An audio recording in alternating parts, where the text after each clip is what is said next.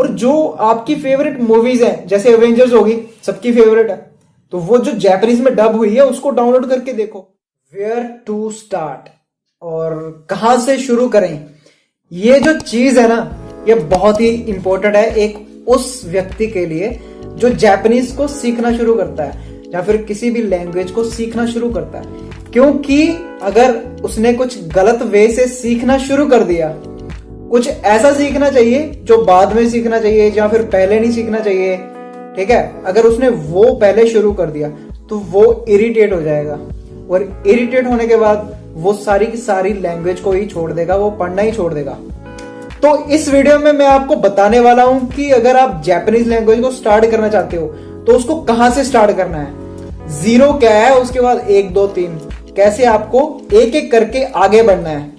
My name is Vishal and I am learning Japanese language from 2 years। Let's start this video. सबसे पहले Japanese language के बारे में आपको अगर मैं बताऊं तो एक होता है बेसिक बिगिनर लेवल, ठीक है ना, एक एडवांस लेवल होता है। इसमें क्या होता है, अगर इसके एग्जाम के पॉइंट ऑफ व्यू से देखें तो आपके पास N1 N2 3 4 एंड 5 ये सारे लेवल होते हैं, 5 लेवल्स होते हैं इसमें। तो क्या होता है कि N1 लेवल सबसे एडवांस लेवल होता है और N5 लेवल सबसे बिगिनर लेवल होता है जो आपको करना चाहिए, ठीक है।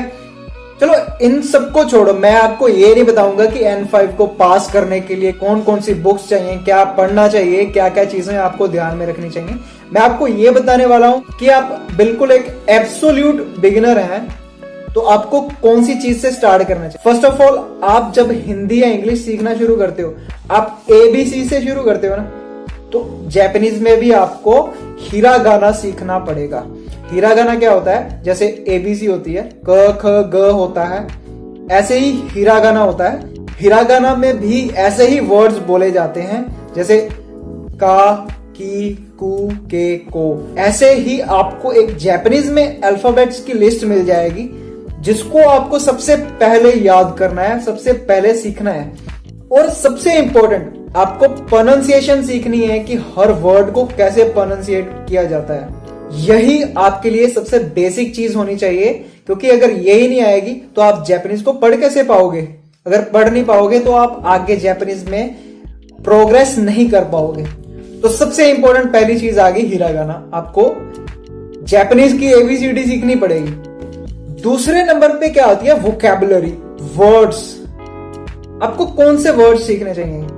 ऑब्वियसली सबसे पहले तो आपको बेसिक वर्ड्स सीखने चाहिए कि माय नेम इज विशाल, इसको जापानीज में कैसे बोल सकते हैं, मैं कहाँ रहता हूं, क्या करता हूं, ये सारी चीजें सबसे पहले आपको सीखनी चाहिए, ताकि अगर आप जापानीज से, किसी जापानीज बंदे से मिलो, आप अपनी इंट्रोडक्शन दे सको। फॉर एग्जाम्पल, एक सेंटेंस है कि मेरा नाम विशाल है, तो मेरा को जापानीज में क्या बोलते हैं, नाम को जापानीज में क्या बोलते हैं, और नेम को कैसे प्रोनाउंसिएट करना है, और इज़ेमार की जगह पे जापानीज में कौन कौन सी चीजें यूज होती हैं, इन सब के बारे में आपको सबसे पहले सीखना पड़ेगा। सीखना क्या, इसके तो सीधा सीधा सेंटेंस लेके आपको याद करने होंगे। और जब आप थोड़ा सा एडवांस करने लग जाओगे इसमें, तो आपको आगे इससे नेक्स्ट चीज जो करनी है वो क्या करना है कि जो N5 बेसिक लेवल होता है उसकी वोकैबुलरी की लिस्ट को आपको ले लेना है। उसमें सारी की सारी वोकैबुलरी बहुत ही सिंपल होती हैं। वो ऐसी वोकैबुलरी होती है जो आपके सामने अभी जहां पे भी आप होंगे, आपके आसपास जो भी चीजें हैं उन चीजों के नाम ही होंगे, मैक्सिमम बेसिक वोकैबुलरी ही होती है। तो आपको सबसे पहले जो N5 की बेसिक वोकैबुलरी होती है किसी भी वेबसाइट पे आपको मिल जाएगी। आप सर्च कर सकते हो कि N5 वोकैबुलरी, तो आपको वो PDF लिस्ट भी मिल जाएगी, PDF फाइल मिल जाएगी, जिसको आप इजीली यूज कर सकते हो, उसको प्रिंट करवा सकते हो। थर्ड स्टेप जो आपका होना चाहिए वो होना चाहिए ग्रामर का। ग्रामर का कैसे, एक बेसिक में, जैसे कि अगर मैंने बोलना हो कि वो चीज कहां पे रखी हुई है, तो अगर उसका जवाब देना हो वो यहाँ पे रखी हुई है, ऐसी छोटी छोटी सी डेली में यूज होने वाली जो वोकैबुलरी होती है, ग्रामर होती है, उसको आपको सीखना पड़ेगा। और वो आप कैसे सीख पाओगे, N5 बेसिक लेवल की जो ग्रामर बुक है, सबसे बेस्ट बुक जो है मिन्ना नो निहोंगो, उसको आप डाउनलोड कर लीजिए या फिर आप खरीद भी सकते हैं Amazon पे। तो आप उससे स्टार्ट कर पाओगे। और ये सब छोड़ो, आपको तो YouTube पे पूरे के पूरे लेसन्स मिल जाएंगे कि JLPT N5 लेवल की जो सारी की सारी ग्रामर है वो आपको YouTube पे एक एक वीडियो मिल जाएगी, कि एक एक पैटर्न मिल जाएगा ग्रामर का कि इसको कैसे बोलते हैं। तो आप सिंपली ग्रामर जो है ना ये आपकी YouTube से ही कवर हो जाएगी। और अगर मैं बात करूं छोटे छोटे फ्रेजेस की, जैसे छोटे छोटे पैराग्राफ्स होते हैं कि आप जब किसी और बंदे से बात कर रहे होंगे तो आपको कौन सी लाइन बोलनी है, वो फिर आपको कैसे रिप्लाई करेगा, ऐसे छोटे छोटे फ्रेजेस की ना मैं एक लिस्ट बनाने वाला हूं। और आगे नेक्स्ट मैं इनके ऊपर एक वीडियोस बनाने वाला हूं कि आपको जब कन्वर्सेशन करनी है तो आपको कौन कौन से सेंटेंसेस बोलने होते हैं, कौन कौन सी चीजें आपको ऐसे ही याद करनी होती, तो इनके ऊपर मैं वीडियोस बनाने वाला हूं। उनको अगर आप चाहते हो कि वो वीडियोस को आप फ्यूचर में देख पाओ तो आप मेरे चैनल को सब्सक्राइब कर सकते हैं। अब बात कर लेते हैं कि आपका फोर्थ स्टेप क्या होना चाहिए। फोर्थ स्टेप में आता है स्पीकिंग। स्पीकिंग में सबसे पहले कौन सी चीज आती है कि आप कहां से स्टार्ट करें। अब आपने थोड़े से तो सेंटेंसेस पढ़े हैं तो आप स्पीकिंग कैसे कर पाओगे। सिंपल सी बात बता रहा हूं आपको कि आपको जो आपने लिखा है ना, जितना भी आपने लिखा है ना कॉपी पे, उसको ही बोलना है और उसको ही जोर जोर से बोलना है, रिपीट करना है, ताकि आपको वो सेंटेंस याद ही हो जाए। एक्स्ट्रा स्पीकिंग की आपको जरूरत नहीं है। अगर आपके पास 10 वोकैबुलरीज हैं और आपको एक ग्रामर स्ट्रक्चर पता है तो आप वो वोकैबुलरी को एक्सचेंज करके, इंटरचेंज करके अपने सेंटेंसेस को भी बना सकते हो। नेक्स्ट फिफ्थ स्टेप आपका क्या होना चाहिए, रीडिंग का।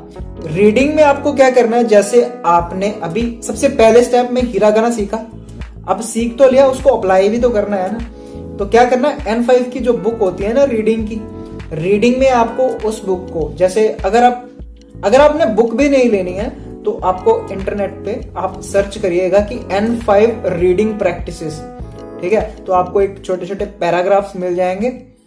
जो आपने हिरागाना पढ़ा है ना सेम टू सेम वहां पे रीड करना है। आपको ध्यान में रखने वाली बात यह है कि आपको अंडरस्टैंड नहीं करना है अभी, क्योंकि वो हो नहीं पाएगा ना। तो इसलिए आपको सिर्फ रीडिंग पे ध्यान देना है। आप रीड तो करो पहले, फिर जो जो नए नए वर्ड्स आपको वहां से मिलेंगे वो भी आप ऐसे वोकैबुलरी में ऐड करते रहो अपनी जो आप पढ़ रहे हो। और अब लास्ट स्टेप में आपको बता देता हूं, नंबर 6 में क्या है, लिसनिंग। लिसनिंग को इंप्रूव करना है तो एक ही तरीका है, अपने आप को टाइम दो थोड़ा। कितना, 1 महीने का टाइम दो। 1 महीने के अंदर हर रोज आपको एपिसोड्स देखने हैं। आपको एनिमेशन पसंद है तो ये जो एनिमे है नारुतो, ये तो जिंदगी में अगर नहीं देखा ना नारुतो तो कुछ नहीं देखा समझ लो। सबसे पहले तो नारुतो देखना है। उसके अप्रोक्सीमेटली ना 500 तक एपिसोड्स हैं। अब आप सोचोगे कि इतने ज्यादा एपिसोड मैं कैसे देखूंगा। अगर आप दिन में 2 या 3 एपिसोड देखोगे तो 1 घंटे में, लगभग 1 घंटे में आपका कवर हो जाता है 3 एपिसोड्स। छोटे छोटे एपिसोड होते हैं। फिर अगर आप ये देखते रहोगे ना 30 डेज के लिए आपने देख लिए ना, टोटल आपने एज्यूम कर लो कि आपने ना जब 50 एपिसोड देख लिए ना इस नारुतो के, या फिर अगर आपको एनिमेशन नहीं देखनी है तो ड्रामा वगैरह भी देख लो। जापानीज में बहुत सारी मूवीज हैं, ड्रामास हैं।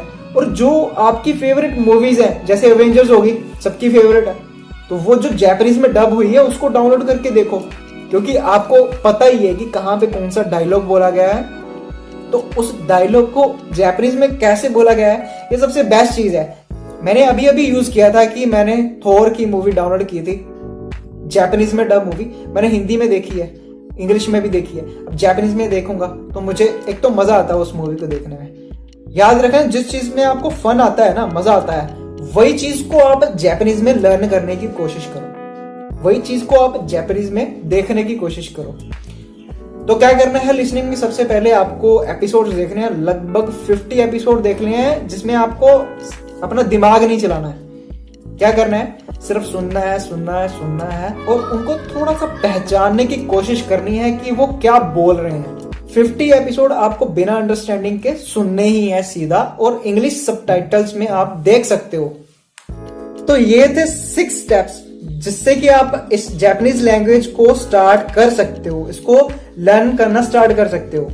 आई होप कि आपको ये वीडियो पसंद आया होगा। मेरे जो स्टेप्स हैं आपको अच्छे से समझ आए होंगे कि अगर आपको स्टार्ट करना है तो कहां से करना है। इसके रिलेटेड मैं आगे फ्यूचर में बहुत सारी वीडियोस लेके आने वाला हूं जो बिगिनर्स के लिए बहुत ही हेल्पफुल होने वाली हैं। तो उसके लिए आप मेरे चैनल को सब्सक्राइब कर सकते हो। अगर आपको ये वीडियो पसंद आया तो इस वीडियो को लाइक जरूर कर दीजिएगा। मिलते हैं आपको एक नए वीडियो में, तब तक के लिए सायोनारा।